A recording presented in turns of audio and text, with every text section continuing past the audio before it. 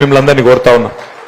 ఇది నిజంగా కూడా చెప్పాలంటే పార్లమెంటు గెలుచుడు అల్కగానే, కానీ పంచాయతీలో గెలుచుడు కష్టం. ఎందుకంటే పార్లమెంట్లో మీరు చూస్తూనే ఉన్నారు, కరీంనగర్ పార్లమెంట్లో ఏం చేయకపోయినా ఒక ఆయన గెలుస్తూనే ఉన్నాడు. మీరు 2 సార్లు ఉత్తగానే ఏం చేయకుండా గాలి మాటలు చెప్పుకుంటే గెలిచిపోతున్నాడు. కానీ పంచాయతీ ఎన్నికలు గెలవాలంటే మాత్రం చాలా కష్టం. ఎందుకంటే ఒక్కొక్క మనిషిని పట్టుకోవాలి, ఒప్పించుకోవాలి, మెప్పించుకోవాలి. ఎందుకంటే ఎట్లెట్లా ఓట్లు తగ్గుతే అట్లెట్లా ఓట్లకు విలువ పెరుగుతుంది.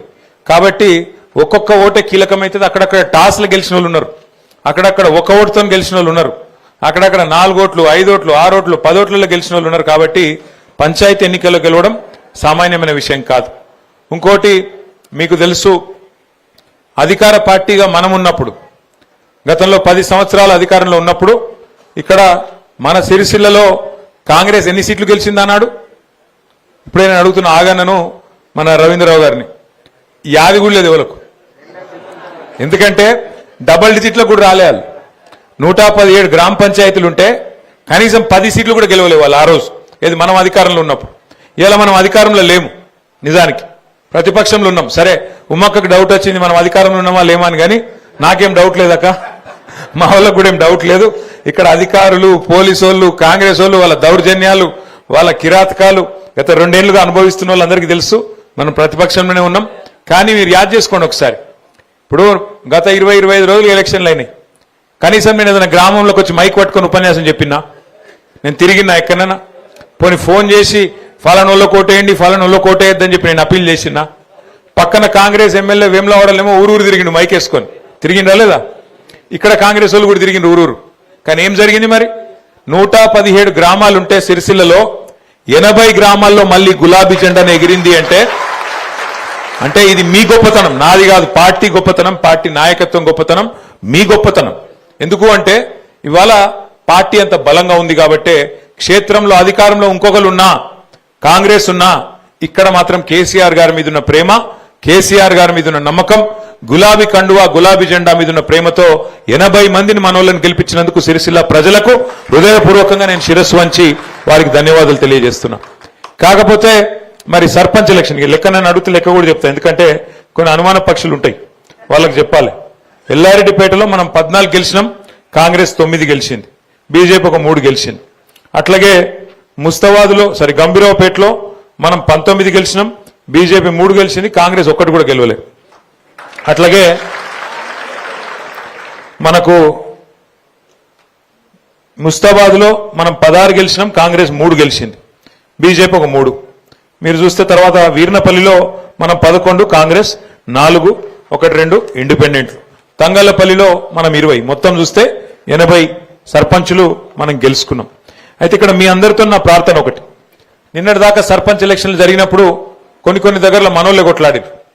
అటు మనోళ్ళే ఇటు మనోళ్ళే, ఇంకా 2 కాదు, అక్కడకన్నైతే 3-4 కొట్లాడారు. కొట్లాడినప్పుడు ఎవరికి ఏం చేయాలనో అర్థం కాలేదు. నిజానికి పార్టీ కూడా ఏమవుతుంది, ఒక ఊళ్ళే కొంతమంది అటు పోతారు, కొంతమంది ఇటు పోతారు, కులం పేరు మీదనో లేకపోతే దోస్తాన పేరు మీదనో ఇంకో దాని పేరు మీదనో అలగలగ అవుతారు, కొట్లాడతారు. కానీ ఇప్పుడు మన ఎండాకాలం వచ్చిందంటే మన దగ్గర క్రికెట్ మ్యాచ్లు పెట్టుకుంటాం, ఊళ్ళల్లో క్రికెట్ మ్యాచ్లు, వాలీబాల్ మ్యాచ్లు, కబడ్డీ మ్యాచ్లు పెట్టుకుంటాం.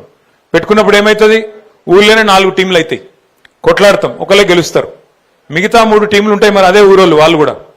కానీ గేమ్ అయిపోగానే కలిసిపోతామా లేదా, మళ్ళీ సాయంత్రం దావత్ చేసుకుంటామా లేదా?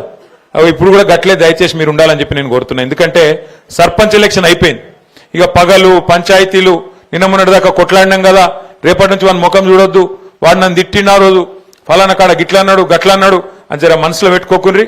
ఎందుకంటే మళ్ళీ 4 రోజులకే మళ్ళీ ఎలక్షన్లు ఉన్నాయి. ఇప్పుడు మనకు మళ్ళీ జిల్లా పరిషత్ ఉన్నది, మండల పరిషత్ ఉన్నది, ఈసారి కారు గుర్తుంటుంది, కేసీఆర్ గారు ఉంటారు. కాబట్టి ఈసారి మాత్రం మళ్ళొక్కసారి క్లస్టర్ బై క్లస్టర్, మనకు గ్రామ పంచాయతీలు 117 ఉన్నాయి, కానీ ఎంపీటీసీలు 57 ఉన్నాయి. కాబట్టి ఈ 117 నేను గౌరవ జిల్లా పార్టీ ప్రెసిడెంట్ గారిని, మా మండలాల అధ్యక్షుల్ని కూడా నేను కోరుతా ఉన్నా, ఏ క్లస్టర్కో ఆ క్లస్టర్, 2 ఊర్లు ఉంటే 2 ఊర్లు, 3 ఊర్లు ఉంటే 3 ఊర్లు, ఒక టీం చేసి ఇప్పటి నుంచే ఒక లెక్క, ఒక ఆలోచన, 57 ఎంపీటీసీలకు గాను 5 జెడ్పీటీసీలకు గాను మన ప్రణాళిక ఏంది. నిన్నటిదాకా కొట్లాడినాం, సరే మరి రేపటి నుంచి మనం ఎట్లా పనిచేద్దాం, ఎట్లా 57 ఎంపీటీసీలు గెలుచుకుందాం అనే దిశగా ఇప్పటి నుంచే మన ఆలోచన మొదలు కావాలి.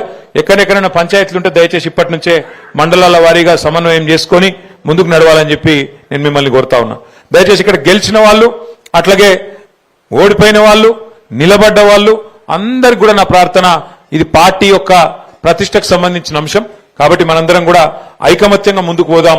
రేపు జిల్లా పరిషత్ ఎంపీటీసీ ఎలక్షన్లు ఎప్పుడు పెట్టినా నిన్న మొన్నటిదాకా ఏమనుకున్నామంటే మరి కాంగ్రెస్ ప్రభుత్వం డిసెంబర్ ఆఖరి వారంలోనే నోటిఫికేషన్ ఇస్తుంది జిల్లా పరిషత్కు సంబంధించి అని చెప్పి వార్తలు వచ్చినాయి. కానీ నిన్న ముఖ్యమంత్రి గారి మాట చూస్తే మనసు మార్చుకున్నట్టు అనిపిస్తున్నది. ఎందుకంటే బీఆర్ఎస్ ఈ స్థాయిలో కొడుతుందని ఆయన కూడా అనుకోలే పాపం. ఈ స్థాయిలో అపోజిషన్లు ఉంటే కూడా కేసీఆర్ గారు కాలు బయటకు పెట్టకుండానే, కేసీఆర్ గారు కనీసం నోరు విప్పకుండానే మరి 12,000 సర్పంచులుంటే 32-33% మొత్తం రాష్ట్రంలో బీఆర్ఎస్ కొట్టింది అంటే ఆ దెబ్బకు మరి ఆయన వెనుకకు పోయినట్టే కనబడతా ఉన్నది. ఆ దెబ్బకు మరి వెనుక పోతాడేమో పెట్టడేమో ఇప్పట్లా అని నేను అనుకుంటా ఉన్నా. కానీ దబ్బన పెడితే కూడా తయారుందాం. ఎక్కడోళ్ళం అక్కడ మనం ఇంతజాం చేసుకుందాం, ఎక్కడోళ్ళం అక్కడ ప్రణాళికలు రూపొందించుకుందాం. ఇక ఓడిపోయిన అభ్యర్థులు ఉంటారు, తక్కువతో ఓడిపోయిన ఉన్నారు.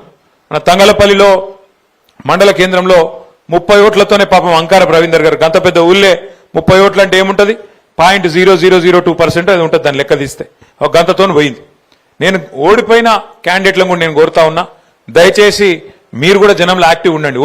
ఓడిపోయినామని చెప్పి బీరిపోకండి, ఓడిపోయినామని చెప్పి దుప్పటి కప్పుకొని ఇంట్లో వండుకోవద్దు. చలికాలం నాకు ఎరికే, కానీ అట్లా అని చెప్పి ఇంట్లో ఉండొద్దు. ఎందుకంటే ఓడిపోయినాక ఇల్లు తిరిగి థ్యాంక్స్ చెప్పి రావాలి. ఓట్లు వేసిరు మీకు అందరు, గెలిచిన వాళ్ళు చెప్పాలి, ఓడిపోయిన వాళ్ళు కూడా చెప్పాలి.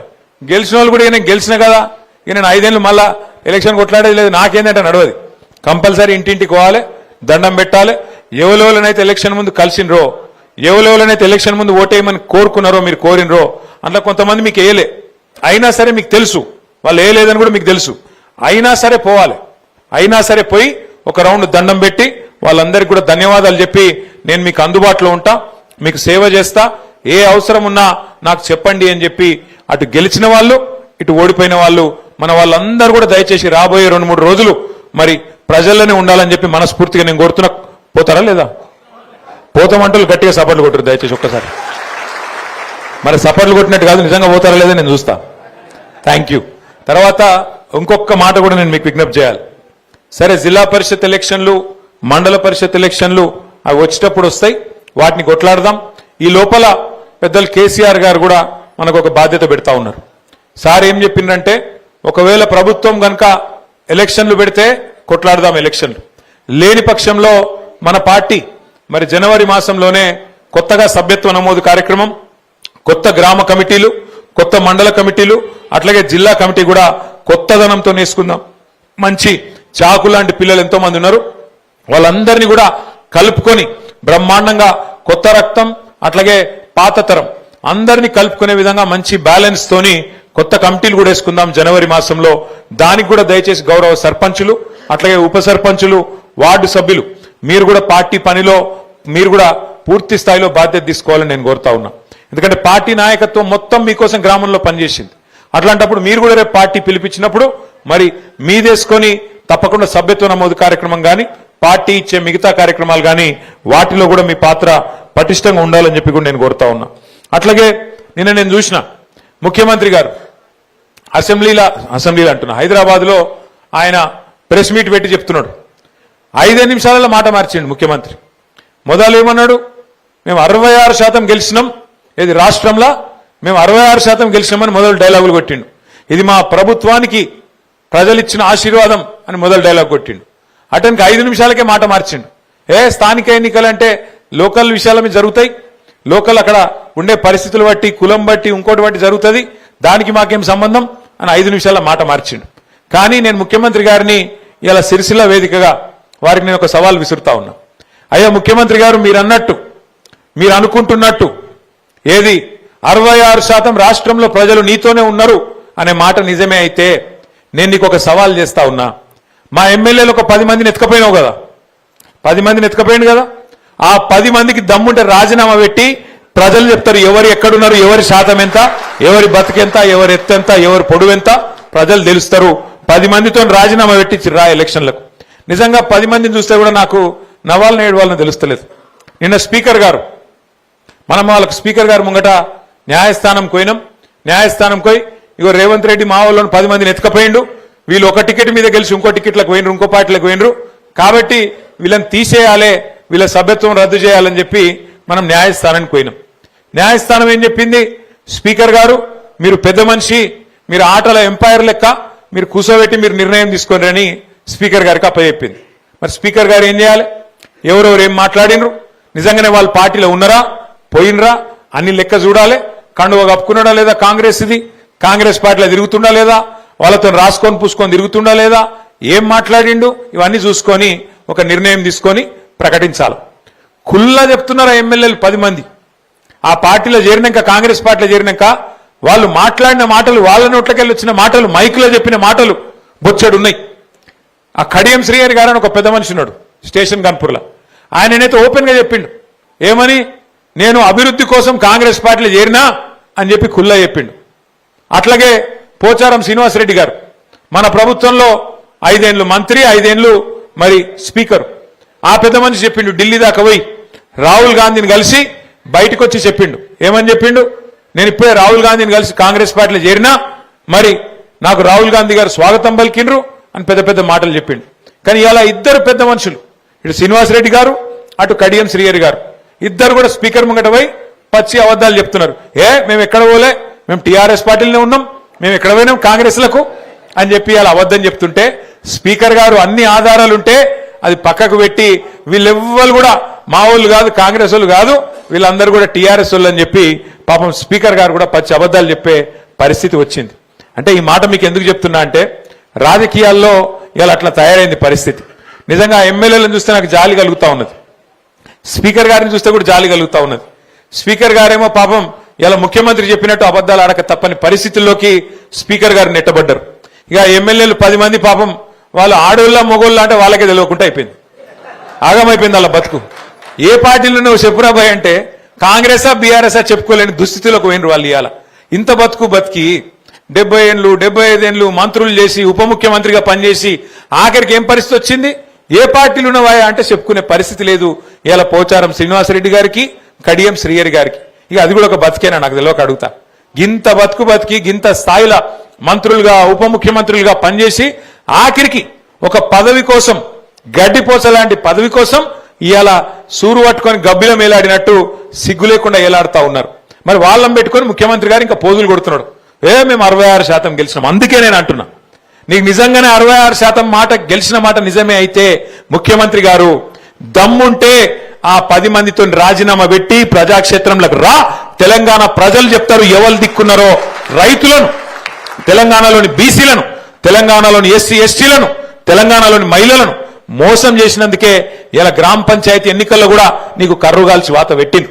నీవు ఒప్పుకున్నా ఒప్పుకోకపోయినా సర్వసాధారణంగా ఇప్పుడేం జరుగుతుంది, ప్రతిపక్షంలో ఉన్న వాళ్లకు జనరల్ గా ప్రజలు లోకల్ బాడీ ఎలక్షన్స్ లో, స్థానిక సంస్థల ఎలక్షన్ల పెద్దగా ఓట్లు వేయరు నిజానికైతే. ఎందుకంటే ప్రభుత్వంలో ఉన్నోళ్ళైతే ఏమైనా పనులైతే ఏమో అనుకుంటారు. కానీ ఇవాళ తెలంగాణలో ఏం జరుగుతున్నది, ఇవాళ ముఖ్యమంత్రి గారు ఊరూరు తిరిగినా, జిల్లా జిల్లా తిరిగి ప్రచారం చేసినా, 2 సంవత్సరాల విజయోత్సవం పేరిట పరోక్షంగా ఎన్నికల ప్రచారం చేసినా, కాంగ్రెస్ పార్టీ నాయకులు బెదిరించినా, అధికార యంత్రాంగాన్ని అడ్డం పెట్టుకొని చాలా దుర్మార్గమైన పనులు చేసినా ప్రజలు మాత్రం స్పష్టంగా ఉన్నారు.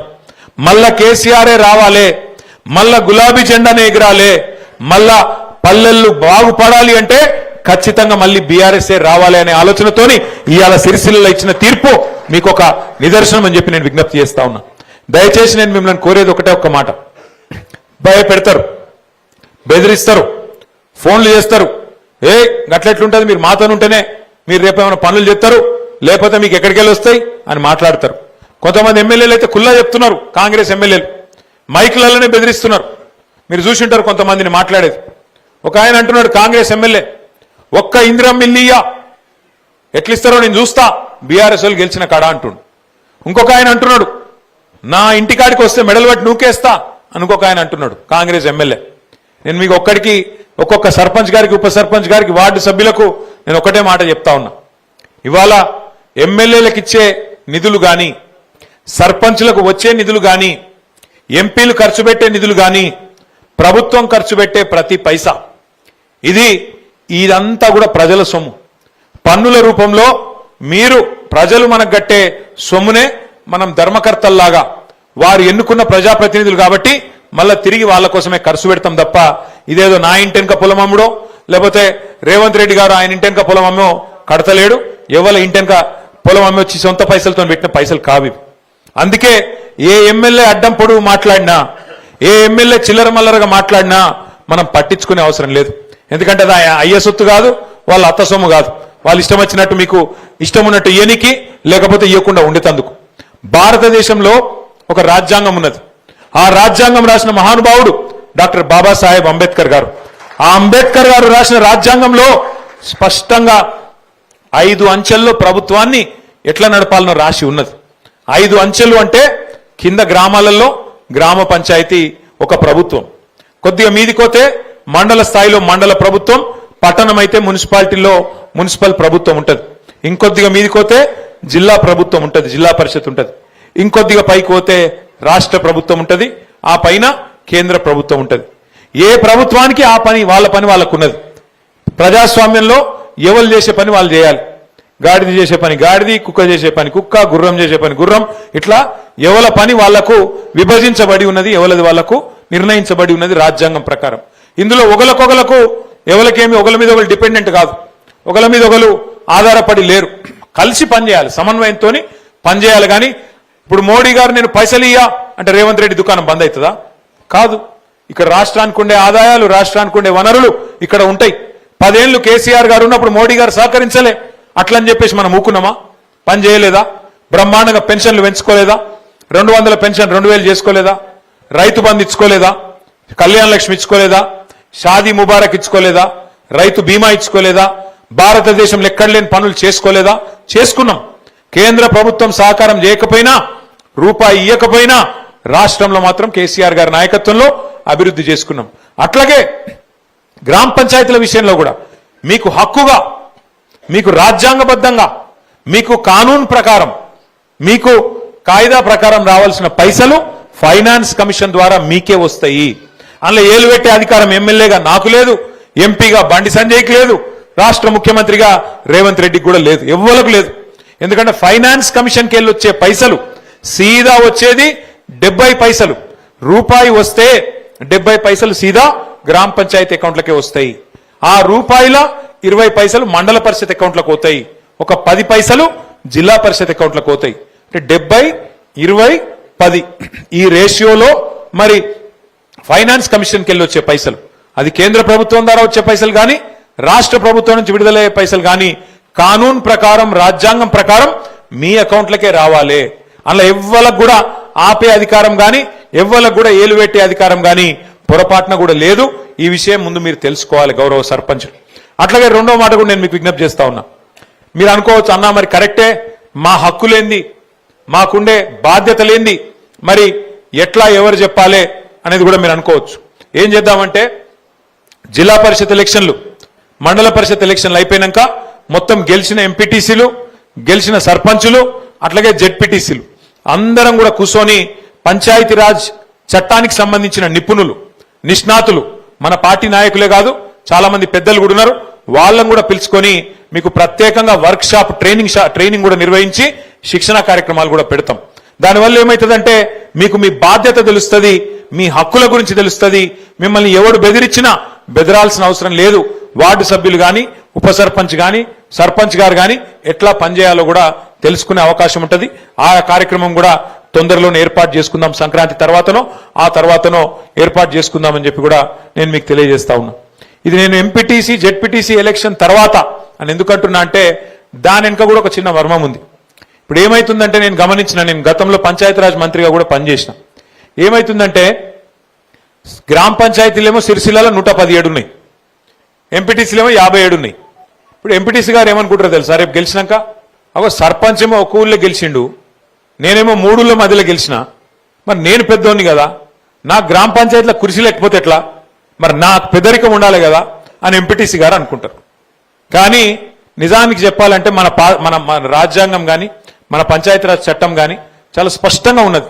ఎవరి బాధ్యత ఏంది, సర్పంచ్ బాధ్యత ఏంది, ఎంపీటీసీ బాధ్యత ఏంది, మండల పరిషత్ బాధ్యత ఏంది, జెడ్పీటీసీ బాధ్యత ఏంది, కౌన్సిలర్ ఏం చేయాలి, చైర్మన్ ఏం చేయాలి, ఎవరి పాత్ర వాళ్లకు స్పష్టంగా నిర్వచించబడి ఉన్నది. ఇప్పుడు మీరందరూ టీవీలలో ఆ ప్రకటన చూసే ఉంటారు. భగవంతునికి భక్తునికి అనుసంధానమైంది ఏమిటిది?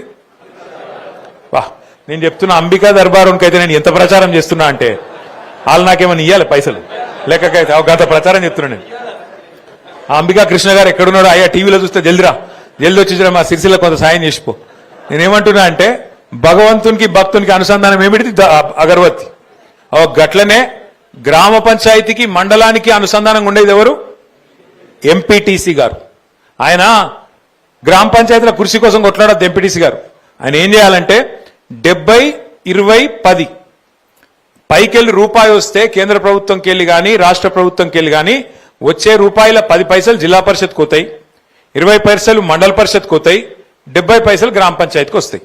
వచ్చినప్పుడు మరి ఆ 20 పైసలు ఏవైతే మండల పరిషత్లు ఉన్నాయో వాటిని మా ఊర్లో ఎట్లా పెట్టాలి, అందులోకెళ్ళి కొంత తెచ్చుకొని మా ఊర్లో సర్పంచ్ గారితో సమన్వయంగా, ఇప్పుడు సర్పంచ్ గారు సీసీ రోడ్ వేస్తున్నారు, నువ్వు కూడా మళ్ళీ అదే రోడ్ తెలావు, పక్కకు మోరో లేకపోతే ఇంకోటో ప్రజలకు పని కొట్టేది కలిసిమెలిసి ఎట్లా పనిచేయాలి ఒక సమన్వయం కోసమే ఎంపీటీసీ గారు. అట్లాగే జిల్లా పరిషత్కు మండల పరిషత్కు మధ్యలో సమన్వయకర్త ఎవరు? జెడ్పీటీసీ గారు.